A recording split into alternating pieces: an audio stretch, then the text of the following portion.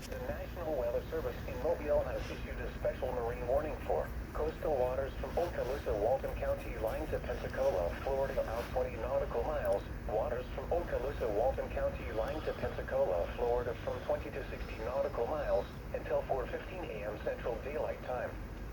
At 3:20 a.m. Central Daylight Time, a strong thunderstorm was located 7 nautical miles southeast of Oriskany Reef, or 30 nautical miles southeast of Pensacola Pass, moving east at 20 knots.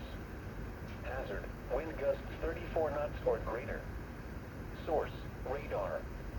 Impact, small craft could be damaged and briefly higher winds and suddenly higher waves. Locations impacted include Okaloosa Deepwater Reef. Repeating, a special marine warning has been issued until 4:15 a.m. Central Daylight Time for the following marine locations: coastal waters from Okaloosa, Walton County, line Florida to Pensacola.